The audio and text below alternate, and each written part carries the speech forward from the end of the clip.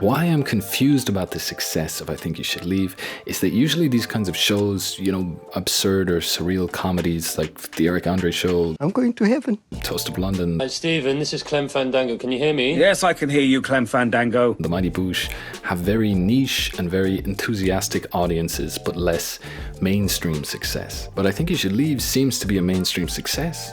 But why does it work?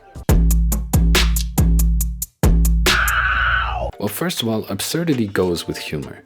It's an inherently good fit. It's easy to find humor in surprises, misdirection, and bizarre moments, which are definitely achievable when creating absurd or surreal situations. And as long as you can strike a balance between reality and surreality, you can still tickle the funny bone of most people. I guess he did. Good one. But if you venture too far into absurdity, you lose relatability and any contact point of reality that an audience member can hold on to. It just becomes ridiculous and you lose people to, I don't get it, what's funny about this? What is going on? But I Think You Should Leave seems to strike a balance here. As you might be aware, the title comes from the fact that each sketch has at least one character whose inappropriate behavior should warrant them leaving the scene. Meredith, you never told me your old grandpa used to be a huge piece of shit. There's also usually at least one normal character, traditionally referred to as a straight man, who's typically used to contrast the bizarreness of the goofball or weird character, or to be the voice of reason for the audience. Could you not call my dad a piece of shit? This is like a fundamental basis for a lot of comedy because watching bizarre characters interact with normal people is funny and often relatable. What?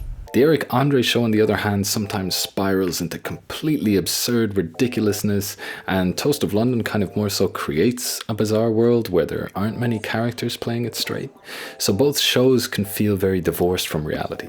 Now, of course, the internet has meant that unusual humor has been more widespread and accepted. No off-topic questions, because I don't want to. No, permission denied. That's an off-topic question. Next, you have been stopped. But you still lose a whole load of people that need a normal character to hold on to reflect their perspective in these bizarre scenes. Maybe this is why we like the show. It's weird and sometimes confusing, but for the most part you can follow it enough to still find it funny. But I would take it a step further